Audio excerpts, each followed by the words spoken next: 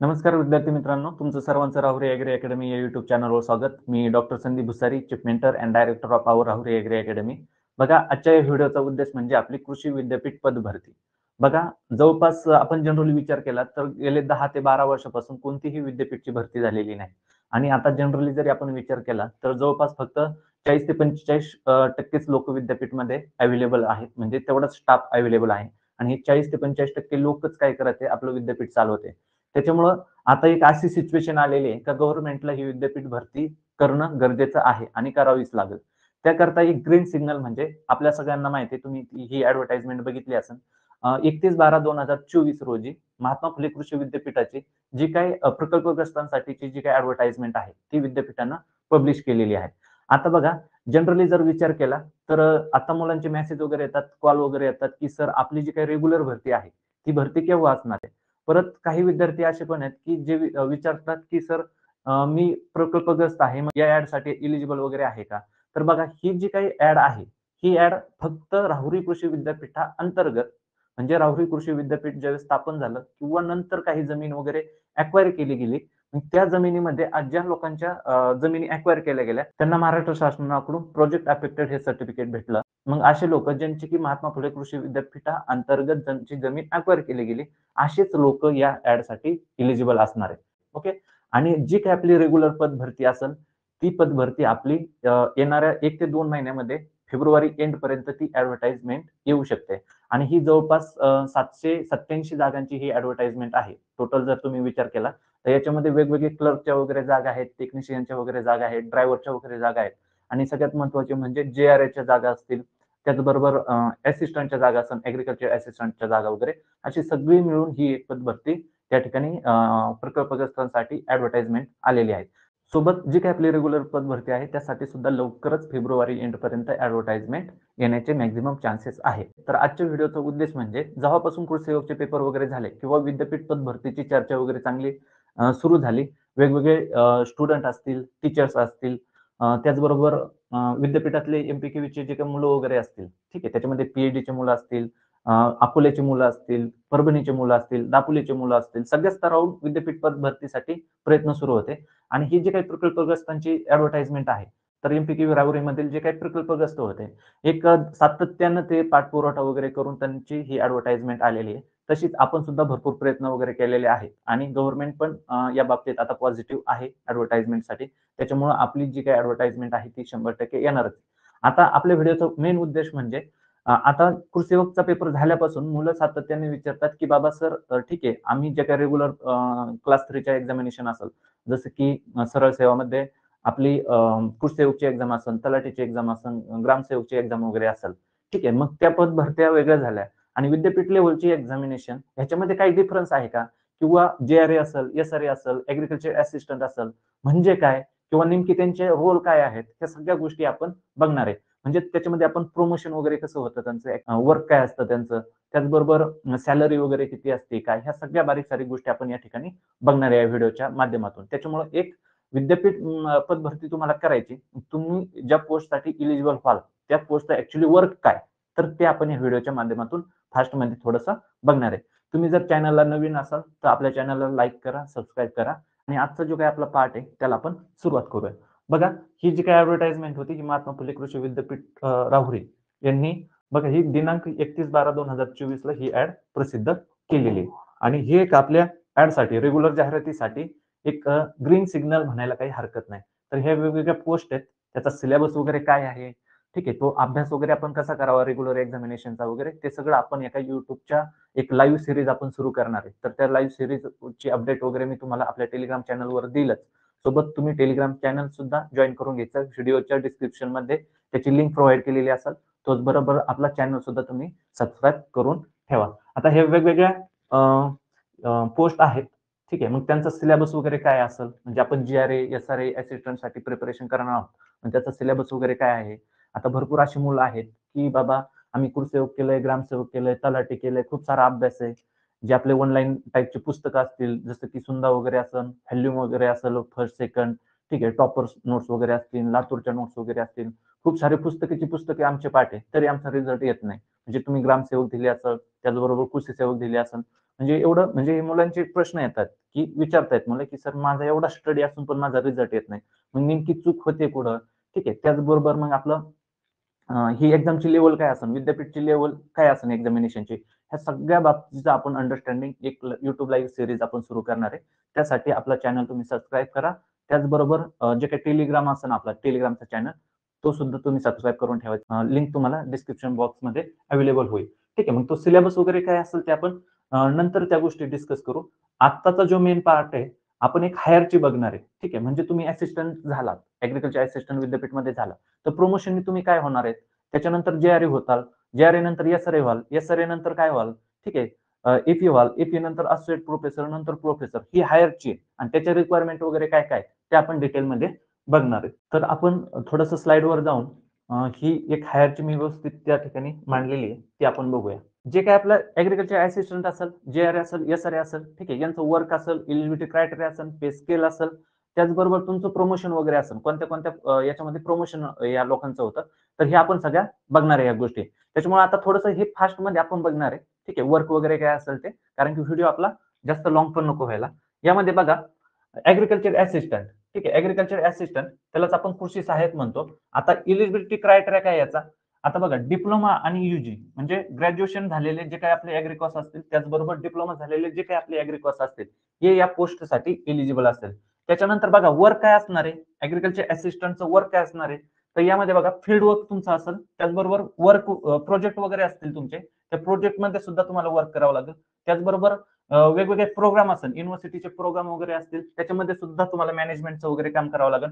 त्याचबरोबर लॅब वगैरे असेल, ठीक आहे. लॅबोरेटरी असिस्टंट वगैरे म्हणून सुद्धा तुम्हाला त्या ठिकाणी वर्क करावं लागेल. आता ह्या गोष्टी ज्या आहेत, त्या सगळ्या मॅनेजमेंटचं काम तुम्हाला करायचं. त्या ठिकाणी स्वतः तुम्हाला ते वर्क करायचं नाही, तर तुम्हाला ते वर्क त्या ठिकाणी करून घ्यायचंय. त्याचबरोबर ऑफिशियल वर्क असेल, म्हणजे युनिव्हर्सिटी ज्या वेळेस जबाबदारी आपल्याला एखाद्या वर्कची, स्पेशल वर्कची, ऑफिशियल कामाची जबाबदारी वगैरे आपल्याला टाकू शकते. मग त्यावेळेस काय करावं लागेल? ते आपल्याला वर्क करावं लागेल. त्याच्यानंतर स्केल किती?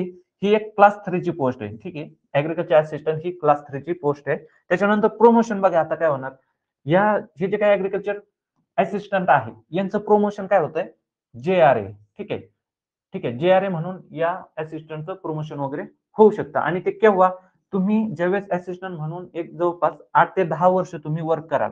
8 ते 10 वर्ष वर्क केल्यानंतर तुमचं जे-आर-ए मध्ये प्रमोशन होईल. आता जे-आर-ए साठी प्रमोशन तुमचं होणार आहे. मग त्यासाठी जे-आर-एचा जो काही क्रायटेरिया आहे, एलिजिबिलिटी क्रायटेरिया आहे, जसं की आता असिस्टंटला इथं डिप्लोमावाले पण स्टुडंट एलिजिबल आहेत आणि जे-आर-एला इथं या ठिकाणी यूजीचे कॅन्डिडेट काय आहेत? एलिजिबल आहेत. मग डिप्लोमावाल्या कॅन्डिडेटला अंडर ग्रॅज्युएट तुम्हाला करावं लागेल. मग तुम्ही जॉब जॉइन केल्यानंतर असिस्टंट झाल्यानंतर सुद्धा तुम्हाला इन सर्व्हिस इन सर्व्हिस तुम्हाला यूजी वगैरे करता येईल. मग तशा पद्धतीनं तुम्ही तुमचं ग्रॅज्युएशन कंप्लीट करू शकता. मग डिप्लोमावाल्या स्टुडंटचं जे-आर-ए म्हणून सुद्धा प्रमोशन होऊ शकतं. ठीक आहे. त्याच्यानंतर पे स्केल बघा आणि आता जनरली ज्यांची ऑलरेडी या ठिकाणी यूजी वगैरे झालेली असेल, मग असे कॅन्डिडेट जे आहेत, ठीक आहे, असं डायरेक्ट या लोकांचं 8 ते 10 वर्ष त्यांनी वर्क केल्यानंतर जे-आर-ए म्हणून प्रमोशन होईल. आता बघा पे स्केल किती असणार आहे? जवळपास 25,500 ते 81,100 एवढी ही एक रेंज आहे पे स्केलची आणि याच्यामध्ये प्लस 10K म्हणजे तुमचा एच-आर-ए वगैरे असतील, ठीक आहे, डी-ए वगैरे असेल, टी-ए वगैरे असेल. असे जवळपास तुम्ही असिस्टंट म्हणून जॉइन केल्यानंतर तुम्हाला 35,000 प्लस पेमेंट या ठिकाणी भेटल. त्याच्यानंतर जे-आर-ए आता आपण बघू. जे-आर-ए मध्ये बघा, JRA junior research assistant, junior research assistant असं त्याला म्हणतात. मग बघा कनिष्ठ संशोधन सहाय्यक, मराठीमध्ये कनिष्ठ संशोधन सहाय्यक आपण याला म्हणतो. एलिजिबिलिटी क्रायटेरिया काय? Under graduate. ठीक आहे, म्हणजे ग्रॅज्युएशन तुमचं झालेलं असावं. मग ज्या काही आपल्या युनिव्हर्सिटीने दिलेल्या वेगवेगळ्या डिग्री आहेत, ठीक आहे, त्या सगळ्या डिग्री तुमच्या या ठिकाणी म्हणजे तुमची एक डिग्री असली पाहिजे त्याच्यामध्ये, तुम्ही ॲग्रीकॉस असले पाहिजे. ओके. देन बघा वर्क काय? वर्क बघा रिसर्च ऑब्झर्वेशन आणि कंडक्ट ट्रायल. म्हणजे तुम्हाला ट्रायल कंडक्ट वगैरे करायचं, ठीक आहे, त्याचं मॅनेजमेंट करायचं. त्याचबरोबर रिसर्चचे जे काही ट्रायल कंडक्ट केलेले आहेत, त्याचे ऑब्झर्वेशन वगैरे घ्यायचं तुम्हाला वर्क असू शकतं. देन बघा स्केल. स्केल किती? ही क्लास 3 ची स्केल आहे. ठीक आहे. ही युनिव्हर्सिटीनुसार क्लास 3 ची स्केल आहे. यामध्ये बघा क्लास 2 ॲज पर स्टेट गव्हर्नमेंटनुसार ही क्लास 2 ची पोस्ट आहे. बट युनिव्हर्सिटी लेव्हलला ही क्लास 3 पोस्ट म्हणून या ठिकाणी काय केलं जातं? कन्सिडर केलं जातं. देन बघा प्रोमोशन. आता जीआरएचं प्रमोशन कशात होणार आहे? एसआरए मध्ये. एसआरए मध्ये मग केव्हा तुम्ही जीआरए म्हणून जर 8 ते 10 वर्ष तुम्ही वर्क केल्यानंतर या ठिकाणी तुम्ही काय व्हाल? एसआरए व्हाल. आता पे स्केल किती याची? जवळपास 35,400 ते 1,12,000. ठीक आहे. प्लस 9% एचआरए प्लस डीएटीए म्हणजे जवळपास 20,000 याच्यामध्ये ऍड करा तुम्ही. 35 प्लस 20 म्हणजे 55 55,400 किंवा 55,000च्या आसपास तुम्हाला फर्स्ट जे काही पेमेंट असेल तुमचं ते पडेल आणि रेंज किती याची 1,12,400 पर्यंत. म्हणजे हे 7व्या वेतन आयोगानुसार ही पे स्केल आहे. जसे वेतन आयोग चेंज होतील तसं तुमचं पे स्केल सुद्धा चेंज होईल. आता बघा याचा जर आपण बघितलं तर एसआरए तुम्हाला व्हायचंय तर मग युजीचा कॅन्डिडेट आहे. युजीच्या कॅन्डिडेटने काय करणं अपेक्षित आहे? त्या ठिकाणी त्यांनी इन सर्व्हिस एमएससी करणं अपेक्षित आहे. इन सर्व्हिस जर तुम्ही एमएससी केली तर तुमचं प्रमोशन काय होईल? एसआरए म्हणून तुमचं प्रमोशन होईल. ठीक आहे. आता नेक्स्ट बघा एसआरए. आता एसआरए म्हणजे सिनियर रिसर्च असोसिएट त्याला म्हणतात. वरिष्ठ संशोधन सहयोगी त्याला मराठी म्हणायचं वरिष्ठ संशोधन सहयोगी. म्हणजे काय जेआरएची जी काही पोस्ट आहे जेआरएच्या वरची जी काही पोस्ट आहे त्याला म्हणायचं एसआरए. म्हणजे तुम्ही जेआरए मधून तुमचं प्रमोशन एसआरए वगैरे होत असतं. आता बघा इलिजिबिलिटी क्रायटेरिया काय आहे? पीजी म्हणजे तुमची एमएससी झालेली असावी. आता ह्या डिपार्टमेंट वाईज जागा असतात. जसं की ॲग्रोनॉमी असेल, ठीक आहे, सॉइल सायन्स असेल, एंटो असेल, पॅथो असेल, इकॉन असेल, एक्सटेन्शन असेल, ठीक आहे, अॅनिमल हजबंडरी असेल, डेअरी सायन्स वगैरे असेल. या वेगवेगळ्या डिपार्टमेंटनुसार काय असतं? वेगवेगळ्या जागा असतात. मग तुमची एमएससी सुद्धा काय असली पाहिजे? त्याच सब्जेक्टमध्ये तुमची एमएससी असली पाहिजे. तेव्हा तुम्ही या पोस्टसाठी एलिजिबल व्हाल. देन बघा आता वर्क. आता वर्क काय असणार याचं? Research plus data analysis. Research plus data analysis करण्याचं काम एसआरए या लोकांचं असतं. याच्यामध्ये आता बघा रिसर्च म्हणजेच काय? जे काय वेगवेगळ्या ट्रायल असतील, ठीक आहे, त्या कंडक्ट करायचा, रिसर्च करायचा. रिसर्च मग कोणता असेल? युनिव्हर्सिटीचे प्रोजेक्ट वगैरे असतील, ठीक आहे, युनिव्हर्सिटीचे जे काही रिसर्च वगैरे असतील, मग वेगवेगळ्या व्हरायटी वगैरे डेव्हलप करायचं काम वगैरे असेल, ठीक आहे, मग scientist with the help of scientist. मग हे तुमचं रिसर्च वर्क असेल. आणि डाटा अनालिसिस जे काही तुमचे रिसर्च ट्रायल झालं, ठीक आहे, त्याचा डाटा अनालिसिस वगैरे करणं. त्याचबरोबर विद्यापीठ जी जबाबदारी वगैरे देईल ते काम आपल्याला करावं लागेल ऍज अ एसआरए म्हणून. ठीक आहे. त्यानंतर स्केल बघा. आता स्केल काय याची? क्लास 2 ची स्केल आहे ही. क्लास 2 ची स्केल आहे as per state government. Then बघा आता प्रमोशन. ह्याचं प्रमोशन काय होणार आहे? एसआरएचं. आपण ही जी काही एसआरए पोस्ट बघत आहे ह्याचं प्रमोशन काय होतंय? एपी म्हणून दॅट इज असिस्टंट प्रोफेसर म्हणून तुमचं प्रमोशन होऊ शकतं. मग ते केव्हा होईल? तुम्ही एसआरए म्हणून तुम्ही जॉईन झालात तर याच्यामध्ये तुमचं मिनिमम 3 वर्षामध्ये काय होतं? तुमचं या ठिकाणी एपी म्हणून असिस्टंट प्रोफेसर म्हणून तुमचं काय होतं? प्रमोशन होतं. देन बघा पे स्केल. आता एसआरएची पे स्केल किती? यामध्ये 44,000 ते 1,18,000 ही काय पे स्केल आहे. एसआरएची पे स्केल आहे. त्याच्यामध्ये परत एचआरए वगैरे असेल, ठीक आहे, डीए वगैरे असेल, टीए वगैरे असेल, ह्या गोष्टी ऍड होतात. आणि जवळपास 44,000 तुम्हाला जर पेमेंट असेल, 44,000 पेमेंट असेल तर हे जवळपास 70-75 हजारापर्यंत काय होतं? तुमचं फर्स्ट पेमेंट जातं. आता हे झालं एसआरए, ठीक आहे, वरिष्ठ संशोधन सहयोगी त्याला म्हणतात. आता याचं प्रमोशन कशामध्ये होणार आहे? ह्याचं प्रमोशन होतं आपण ईपी मध्ये. आपण बघितलं इथं असिस्टंट प्रोफेसर मध्ये. आता असिस्टंट प्रोफेसर, आता बघा तुम्हाला असिस्टंट प्रोफेसर व्हायचंय तर तुम्ही ज्या असिस्टंट प्रोफेसरचा जे काय क्रायटेरिया तो तुम्ही फुलफिल केला पाहिजे. आता पहिली तर गोष्ट काय? एसआरए साठी एमएससी मस्ट आहे. एमएससी मस्ट आहे. आणि ईपी साठी काय? मिनिमम एमएससी प्लस नेट तुम्ही असायला पाहिजे. ठीक आहे. आणि त्याचबरोबर पीएचडी असेल तर तुम्हाला थोडासा स्कोप वगैरे भेटेल. आता बघा एमएससी प्लस नेट हा काय त्याचा एलिजिबिलिटी क्रायटेरिया आहे. आता याच्यामध्ये एखादा कॅन्डिडेट असेल त्याचं प्रमोशन असिस्टंट प्रोफेसर म्हणून होणार आहे. मग त्याला या ठिकाणी एमएससी असतं नुसतं जमत नाही तर त्या ठिकाणी त्याला नेटची परीक्षा सुद्धा उत्तीर्ण होणं गरजेचं आहे. ठीक आहे. आणि आता याची जर एक लेव्हल बघितली, ठीक आहे, याची जर लेव्हल बघितली तर ही कशाची इक्विव्हॅलंट? कशाची? Junior scientist. ठीक आहे. असिस्टंट प्रोफेसर हा ज्युनियर सायंटिस्टच्या इक्विव्हॅलंट असतो. आणि आता वर्क बघा. वर्क काय? Teaching plus research. जे काय आपले प्रोफेसर असतील, असिस्टंट प्रोफेसर असेल त्यांचं टीचिंग प्लस रिसर्च हा त्यांचं मेन वर्क असणार आहे. त्याच्यानंतर बघा स्केल. याची स्केल किती? क्लास 1 ची स्केल आहे ऍज पर स्टेट गव्हर्नमेंट. ठीक आहे. आता प्रमोशन बघा. असोसिएट प्रोफेसर, असिस्टंट प्रोफेसरचं प्रमोशन केव्हा होतं?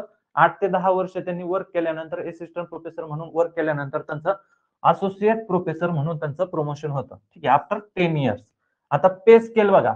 पे स्केल काय याची? जवळपास 57,700 ते 1,82,400 ही त्याची पे स्केल आहे.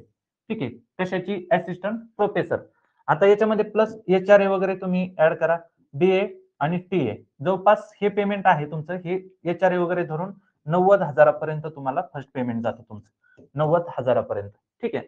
आतापर्यंत ज्या पोस्ट आपण बघितल्या, ठीक आहे, म्हणजे एखादा विद्यार्थी JRA जरी झाला, ठीक आहे, किंवा असिस्टंट वगैरे झाला आणि त्यांनी तो एलिजिबिलिटी क्रायटेरिया कंप्लीट करत आला, तर तो असिस्टंट प्रोफेसर सुद्धा होऊ शकतो. आता पूर्वीचे जे काही प्रोफेसर वगैरे आहेत ते सुद्धा कुठेतरी असिस्टंट म्हणून वर्क करत होते आणि नंतर क्रायटेरिया वगैरे ते क्वालिफाय करत करत करत आता सुद्धा सध्या ते प्रोफेसर पर्यंत सुद्धा पोहोचलेले आहेत. म्हणजे ही एक काय झाली तुमची थोडक्यात एक हायरची झाली. आता यामध्ये बघा SRA झालं, JRA झालं, असिस्टंट झालं आणि असिस्टंट प्रोफेसर झालं. ठीक आहे. ह्या ज्या काही पोस्ट ह्या ज्या काही गोष्टी आहेत यांची डायरेक्ट भरती थ्रू सुद्धा हे काय होऊ शकतं, अपॉइंटमेंट हे लोक होऊ शकतात. ह्याच्या पुढचे जे काही प्रोफेसर असेल म्हणजे असोसिएट प्रोफेसर असेल आणि प्रोफेसर असेल तर यांच्यासाठी कोणती भरती निघत नाही. तर ह्या ज्या काही पुढच्या पोस्ट आहेत त्या काय तुमच्या प्रमोशन होणाऱ्या पोस्ट आहेत. म्हणजे आता असिस्टंट प्रोफेसरचं ज्यावेळेस प्रमोशन होईल ते तुमचं कशामध्ये प्रमोशन होणार आहे ते यामध्ये असोसिएट प्रोफेसर, ठीक आहे, सहयोगी प्राध्यापक म्हणून तुमचं प्रमोशन होईल आणि ही इक्विव्हॅलंट कशाची सीनियर सायंटिस्ट म्हणजे सीनियर सायंटिस्टच्या इक्विव्हॅलंट ही तुमची असोसिएट प्रोफेसरची पोस्ट आहे. त्याच्यानंतर एलिजिबिलिटी क्रायटेरिया काय MSc नेट तुम्ही असणं आवश्यक आहे. त्याचबरोबर PhD प्लस बघा 8 ते 10 इयर्सचा तुमचा टीचिंगचा एक्सपिरियन्स असला पाहिजे ऍज अ एपी म्हणून तुम्ही 8 ते 10 वर्ष तुम्ही वर्क केलं पाहिजे. असेच लोक असोसिएट प्रोफेसर म्हणजे सहयोगी प्राध्यापक होऊ शकतात. आता स्केल बघा, याची स्केल काय ही क्लास 1 ची पोस्ट आहे. त्याचबरोबर वर्क टीचिंग अँड रिसर्च. आता बघा हे मेन तुमचं बेसिक वर्क झालं टीचिंग आणि रिसर्च हे करणं या प्रोफेसर लोकांचं काम झालं, सहयोगी प्राध्यापकांचं. बट बिसाइड धिस वेगवेगळे वर्क त्यांना करावं लागतात, ऍडमिनिस्ट्रेटिव्ह वर्क वगैरे असतील. ठीक आहे, ते आपण पुढे बघूया पुढच्या स्लाइड मध्ये.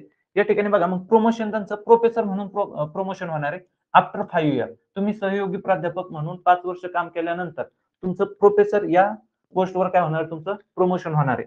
ठीक आहे. आता पे स्केल किती जवळपास 79,800 ते 2,11,500 ही त्याची काय पे स्केलची रेंज आहे. आता प्लस HRA वगैरे असेल, DA असेल, TA असेल. ठीक आहे.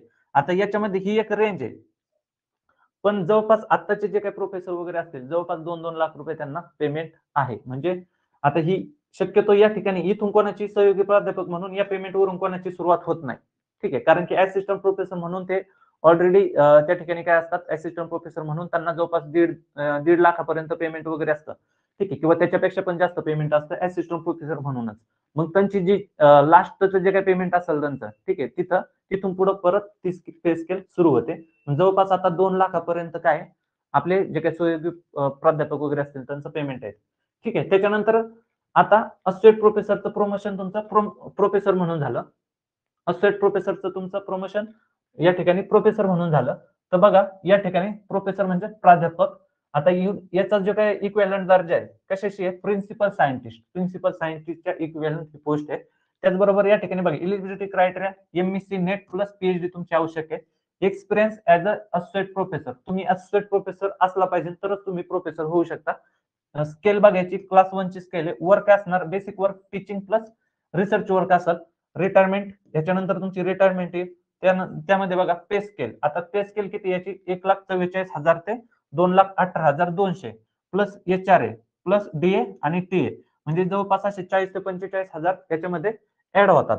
मग जवळपास 2-2.25 लाख पेमेंट पर्यंत 2.5 लाखापर्यंत सुद्धा आपले जे काही प्रोफेसर लोक वगैरे आहेत किंवा 2.5 लाखापेक्षा जास्त सुद्धा तुमचं DA TA वगैरे HRA वगैरे धरून 2.5 लाखापेक्षा सुद्धा जास्त पेमेंट प्रोफेसर लोकांना असतं. आता बघा ही एक गोष्ट तुम्हाला सांगितली की थोडंसं विद्यार्थ्यांचे मेसेज येत होते, कॉल वगैरे येत होते. त्याच्यामुळे मी ह्या डिटेल गोष्टी सांगितल्या. कारण की भरपूर मुलांना विद्यापीठ भरती आहे बाबा. मग विद्यापीठ भरतीमध्ये JRA असेल, SRA असेल किंवा एक कसं प्रमोशन वगैरे होत जातं. ह्या गोष्टी थोड्याशा मी डिटेल सांगायचा प्रयत्न केला. कारण की विद्यार्थ्याचे हे प्रॉब्लेम होते. त्यानंतर बघा आता बिसाइड धिस याच्यानंतर सुद्धा जे काही आपले प्रोफेसर असतील किंवा असिस्टंट लोक वगैरे असतील किंवा JRA असेल, SRA असेल, प्रोफेसर असेल, असोसिएट प्रोफेसर वगैरे असतील. बिसाइड धिस भरपूर सारे ऍडमिनिस्ट्रेटिव्हचे वर्क वगैरे आपल्याला करावं लागतात. त्याच्यामध्ये PI म्हणजे प्रिन्सिपल इन्व्हेस्टिगेटर ऑफ प्रोजेक्ट म्हणजे बघा नॅशनल प्रोजेक्ट असतील, इंटरनॅशनल प्रोजेक्ट असतील, वर्ल्ड बँकेचे वगैरे प्रोजेक्ट वगैरे असतील. तर हे जे काही गव्हर्नमेंटचे प्रोजेक्ट असतील, नॉन गव्हर्नमेंटचे प्रोजेक्ट असतील ते युनिव्हर्सिटीकडे येत असतात. ठीक आहे. तर जसं की आता बघा एक क्लायमेट स्मार्ट ॲग्रीकल्चर रिलेटेड कास्टचा प्रोजेक्ट होता एम-पी-क्यू राहुरी मधला. जवळपास तो 22 कोटीचा प्रोजेक्ट होता. मग असं आपण त्या ठिकाणी प्रोफेसर वगैरे असाल, तर त्या ठिकाणी तुम्हाला पी-आय म्हणजे तो प्रोजेक्ट पूर्ण हँडल करायचा तुमच्याकडे येतो. ठीक आहे. मग त्याचा तुम्ही प्रिन्सिपल सायंटिस्ट किंवा प्रिन्सिपल इन्व्हेस्टिगेटर तुम्ही त्या प्रोजेक्टचा असता. मग आता एम-पी-क्यू कास्टचा प्रोजेक्ट आला होता. जवळपास तो 22 कोटीचा प्रोजेक्ट होता आणि त्याच्या थ्रूच माझी निवड वगैरे थायलंडला झाली होती. आणि एक जे काही प्रिसिजन फार्मिंग रिलेटेड ट्रेनिंग वगैरे आहे, त्या प्रोजेक्टच्या अंतर्गत मी त्या ठिकाणी ते ट्रेनिंग करून आलो. तर मग असं प्रिन्सिपल इन्व्हेस्टिगेटर्स असतील वेगवेगळ्या प्रोजेक्टचे, त्याचबरोबर ॲडमिनिस्ट्रेटिव्ह ऑफिसर. ॲडमिनिस्ट्रेटिव्ह ऑफिसर म्हणजेच कोणतं? तुमचं ईडी असेल, असेल डीन असेल, रजिस्ट्रार असेल, ओके, कुलगुरू वगैरे असेल, ठीक आहे, कुलगुरू सारखे पद वगैरे असतील. हे सगळे ॲडमिनिस्ट्रेटिव्ह ऑफिसरचे पद आपल्याला त्यावेळेस म्हणजे संधी भेटत असते. आपण जसं वर्क करू, आपला जसा परफॉर्मन्स असेल त्याप्रमाणे आपल्याला हे पद भेटत असतात. ओके, म्हणजे हे जे काही लोक असतात, हे कोण असतात? हे सगळे प्रोफेसर असतात. ओके, मग प्रोफेसर लेव्हलचे जे काही लोक आहेत, तर हे ते वर्क म्हणजे या ॲडमिनिस्ट्रेटिव्ह ऑफिसर वगैरे म्हणून त्यांना संधी भेटते. त्याच्यानंतर वेगवेगळे कॉन्फरन्स असतील युनिव्हर्सिटी लेव्हलला, सेमिनार्स वगैरे असतील, त्याचबरोबर टेक्निकल वर्क वगैरे असतील, ठीक आहे, व्हिजिटर्स असतील, वेगवेगळ्या कंट्रीमध्ये व्हिजिट करावं लागते तुम्हाला. त्याचबरोबर नॅशनल, इंटरनॅशनल प्रोजेक्ट वगैरे असतील, ठीक आहे, किंवा कंट्री असतील, तिकडे तुम्हाला त्या प्रोजेक्टला वगैरे जाऊन as a representative of university असेल, त्याचबरोबर स्टेट असेल, नॅशनल गव्हर्नमेंट असेल, ओके, इन अदर कंट्री. म्हणजे तुम्हाला रिप्रेझेंटेटिव्ह म्हणून तुमची निवड वगैरे होऊ शकते किंवा तुम्हाला पाठवू शकतात. मग नॅशनल, इंटरनॅशनल लेव्हलला वगैरे वेगळ्या-वेगळ्या कंट्रीमध्ये तुमच्या व्हिजिट्स वगैरे असू शकतात. असे पर्टिक्युलरली जे काही वर्क आहेत ते आपल्याला करावं लागतात. ठीक आहे. विद्यार्थ्यांचे प्रश्न सातत्याने येत होते म्हणून याच्यावर एक मी व्हिडिओ बनवला. आता ह्याच्यानंतर आपली बॅच सुद्धा असणार आहे. जे काही जे-आर असेल, ॲग्रीकल्चर असिस्टंट वगैरे असेल, त्याचबरोबर एस-आर-ए वगैरे असेल. ह्याच्यासाठी आपली राहुरी ॲग्री अकॅडमीची बॅच असणार आहे. त्या बॅच बद्दलची अपडेट मी तुम्हाला लवकरच देईल. ठीक आहे. तर याच्या पलीकडं अजून तुमचे खूप सारे डाउट्स वगैरे असणार आहेत. त्या रिलेटेड आपले व्हिडिओ वगैरे येतच राहतील. ठीक आहे. त्याकरता आपण एक लाईव्ह सुद्धा सीरीज चालू करायचा प्रयत्न करत आहे. त्याकरता तुम्ही जो काही आपला टेलिग्राम चॅनल असेल, ठीक आहे, टेलिग्राम चॅनल असेल, त्याचबरोबर तुमचा आपला YouTube चॅनल वगैरे असेल, त्याला तुम्ही सबस्क्राईब वगैरे करायचं, टेलिग्राम चॅनलला जॉइन करायचं आणि जी काही लिंक आहे, ती लिंक तुम्हाला डिस्क्रिप्शन बॉक्समध्ये दिलेली आहे. Thank you so much.